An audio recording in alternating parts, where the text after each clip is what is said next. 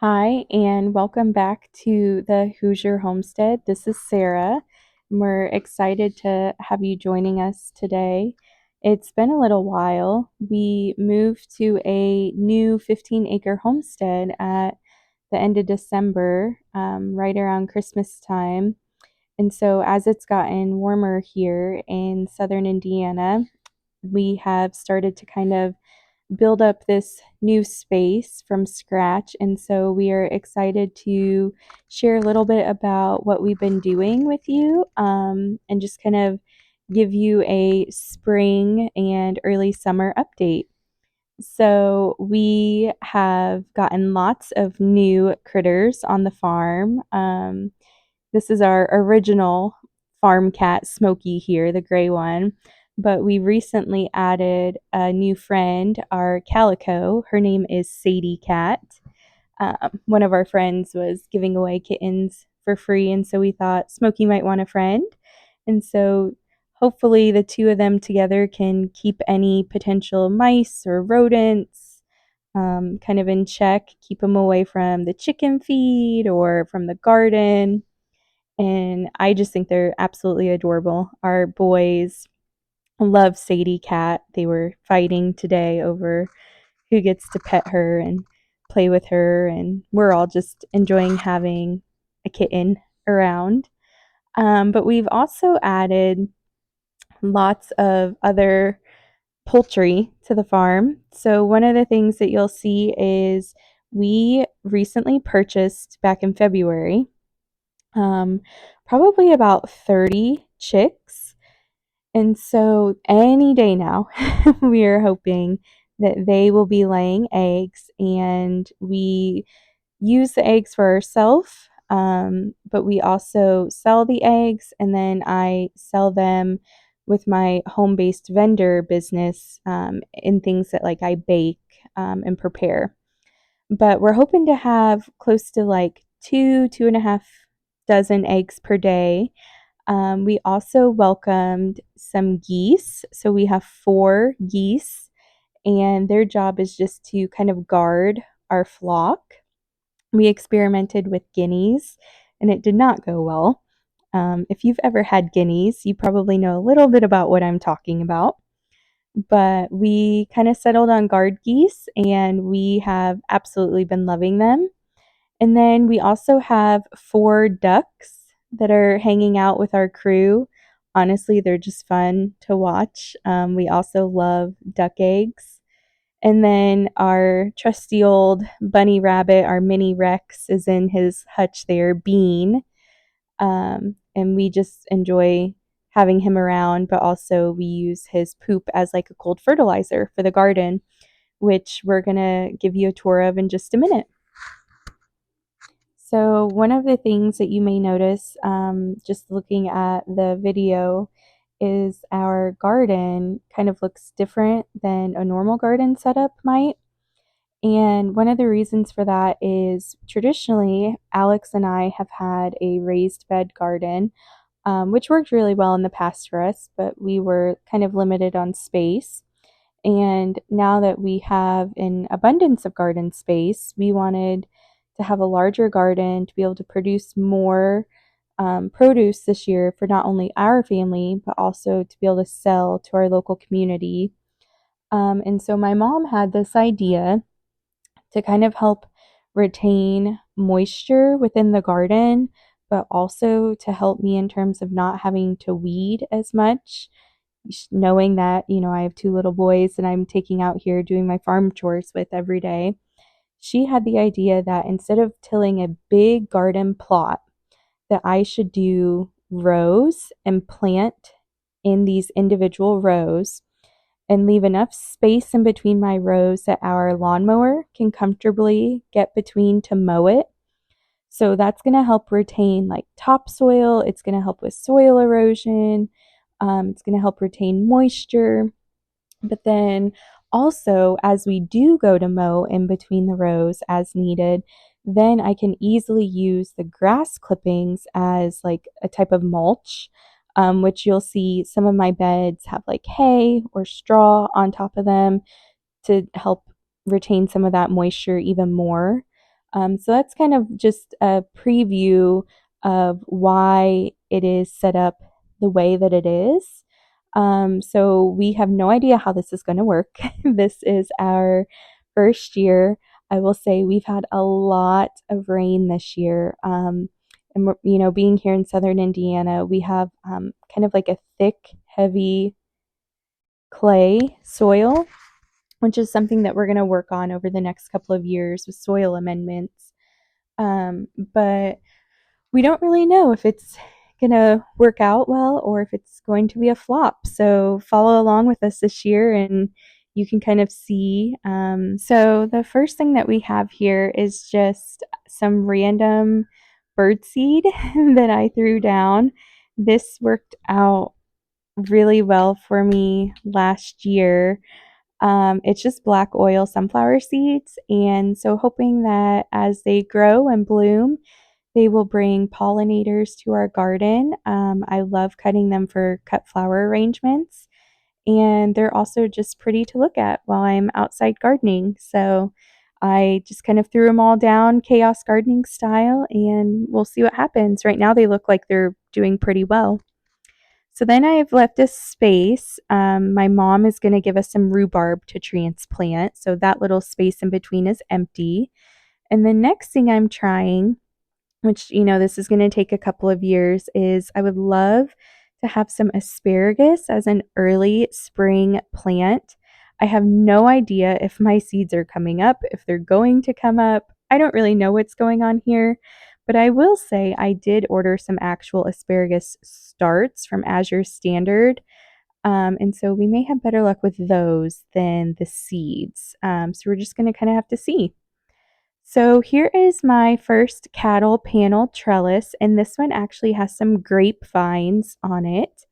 One of them is doing very well, and the other one is not doing so well.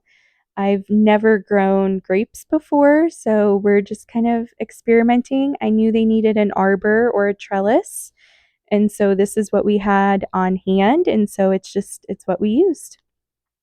The next one right here has cucumbers. I kind of wanted to keep them a little bit further away from the garden, just in case we did develop, squash bugs. They're a little bit further back. They're not right next to some of my other things. Right now, we're lucky. I haven't seen any. I've gone out every day, checked for bugs and eggs. But I'm also hoping that they will grow up this trellis. They'll be easier to see, easier to pick, and I just kind of love the beauty of having plants growing up a cattle panel trellis. I just think it looks kind of magical. So, trying to incorporate some of that into the garden this year, rather than just, utilitarian things. And so, as we kind of go through, you'll see each row has some flowers, or it might have some herbs mixed in at the end. And those are for a couple of purposes. One is to deter pests, planting companion planting, specific herbs or flowers. And then also, like I said, just to add some beauty to them. This, I believe, is my yellow squash, and super exciting to already have, little flowers on them. Hopefully, they're getting pollinated. And I was actually out there yesterday, and we do have some squash growing already. So it's, you're starting to see the fruits of your labor this early in the summer. So it's just so exciting. And you'll see that this row does have the straw on top. And then we have a cattle panel to help support those as they grow, just giving them space and something to kind of hang on to if they need it. And so we do have some like barrel planters at the ends of rows. You'll notice those. Those actually serve a purpose. One of our goals is to eventually add in some type of irrigation. So, whether that's drip irrigation or a water hydrant out in this front pasture. Right now, we don't have that though. And so, as I water, I'm dragging around like 300 feet of hose, which is heavy. But I told Alex I noticed my hose was getting caught up on some of my plants. And so we decided that one of the easiest ways to kind of help with that was if in certain spots I had, bigger planters or pots that as I loop the hose around one row to the next row, I won't get stuck and, I'm not dragging it over my plants. So that was some butternut squash and some acorn squash, which I had really good luck last year. It stored all winter long. I made sure I cured it properly. And then this is my radishes, which I just planted another 2 rows of radishes, kind of doing some succession planting. And on the other side of this row is some kale. And so I don't typically grow kale. We're going to see how it goes. I usually always grow spinach and lettuce. If we like it, we'll eat it, we'll cook with it. If it doesn't turn out well, I always say, like, the chickens, the ducks, and the geese, I mean, they'll eat just about anything. So it definitely won't go to waste. So right here at the end of this row, you'll see some marigolds. So once again, just helping to deter some of those pests. This is where I planted lettuce. There's some arugula in there, and as well as some baby spinach at the end of that row. We actually, a couple of years ago, had luck growing lettuce and spinach all winter long here in southern Indiana. Our rabbit was very, very happy about that. So right here we have some potatoes. I actually told Alex we need to get out and we need to mound those potatoes now that they've started growing. And we have the straw. That's some catnip right there for our cat. We need to come out, add more dirt, and start mounding them to make sure that they have ample room to grow and being a root vegetable to develop those, baby potatoes under the ground. Um, so we like to say we use what we have. So I have some peat moss. We have some bags of like organic topsoil, some different compost things, straw or hay from our chicken bedding or from their nesting boxes. We'll use what we have. So here I have some green beans planted. A friend gave me some really cool purple beans that when you cook them, they turn green. And I also have some black beans, which I might have to try again. I don't know if something dug them up or if they didn't germinate. But they're not doing so good on the end. So I didn't really have the best luck with seed starting this year. A lot of my stuff we actually ended up getting from our Amish neighbor down the road. We kind of live in the middle of Amish country out here, which is just absolutely fabulous. She has an amazing greenhouse. And so I kind of neglected my seeds and just trying to unpack the house and adjust and all of that. And so I was really excited that I could go out to her house and purchase the majority of the starts at a very reasonable price. I mean, way, way more reasonable than you would find at like a big box store. So what I wasn't able to direct sow, I was able to get from her. So things like my pepper plants and my tomato plants, all of my squash varieties I got from her, as well as a lot of my herbs, which you'll see some of the herbs mixed in, but the majority of our herbs that I use for cooking are actually on our front porch. And one of the reasons for that is because as I'm cooking, it's easier to just, step out the front door and cut what I need. So right here we have all of our peppers. So I'm doing 3 different varieties this year, and I think I have 4 plants of each variety. So those are the jalapenos at the very end. And then I have some bell peppers that I'm growing, and then also some sweet banana peppers. I've never actually grown the sweet banana peppers, but one of our friends grew them last year and gave us a bunch of them, and we absolutely love them. They are probably my favorite pepper that I've ever had. But also, you might have noticed in our mixed companion planting, we have some onions. So just working on deterring the pest from my pepper plants, having the onions sprinkled in. So here is some more black oil sunflower seeds in one of those planters, so helping me as I drag my hose around. And then I have 4 cabbage plants in this row right here, and they are doing really good so far based on when I planted them. And then at the other end of that, I have my carrots. So carrots have kind of been hit or miss with us. I do know that I need to thin them out pretty soon. And so that's something that I need to come out and just pull, a couple of them here and there just to give them more space to grow, being a root vegetable.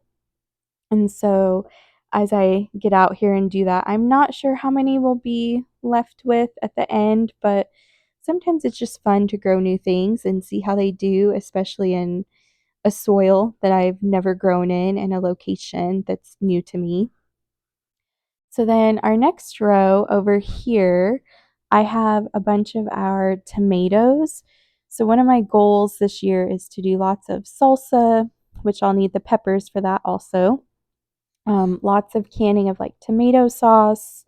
I did that this past year where I just canned plain straight tomato sauce. And that way, when I go to open it, I can put specific seasonings in it and use it for pizzas or for spaghetti, or whatever recipe it is that I'm using it in. I can kind of make it specific to that rather than having specifically canned things. And then, the middle of the year, I realize, oh, hey, I'm out of this.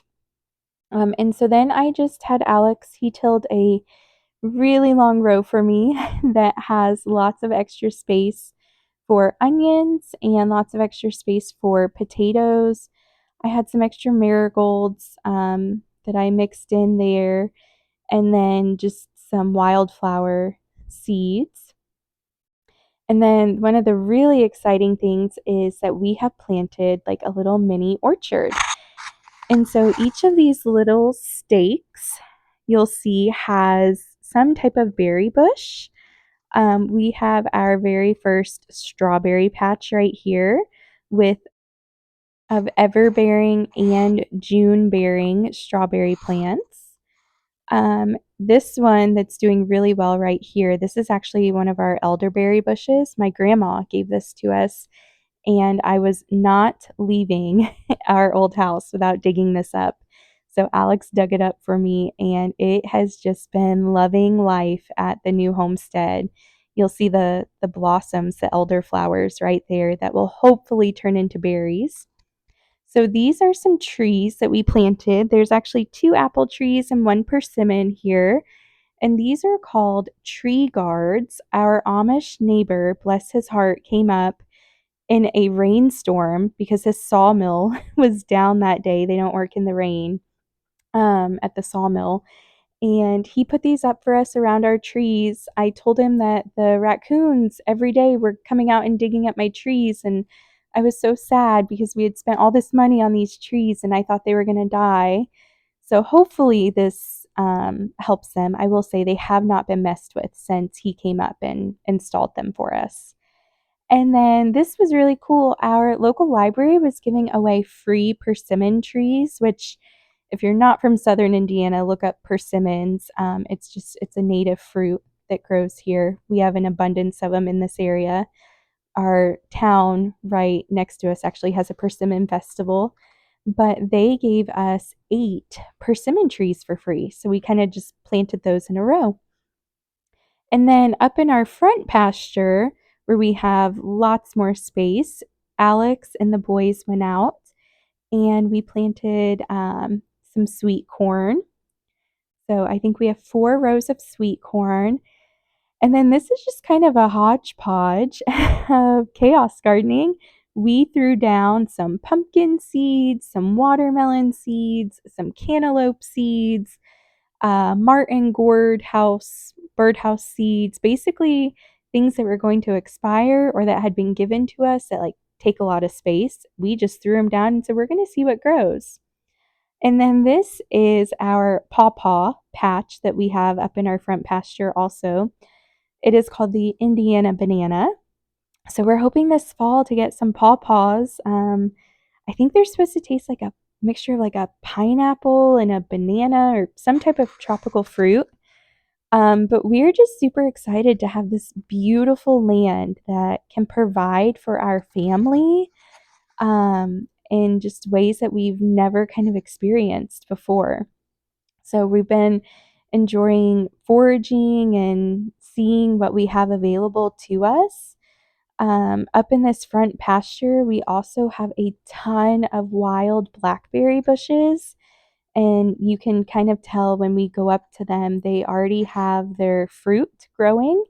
So nothing is ripe yet. I haven't been able to harvest anything yet, but we are super excited to be making hopefully lots of jams and jellies, freezing them to hopefully have over the winter when, you want the taste of that fresh berry so badly, but at that point in time, nothing's ripe, nothing's growing.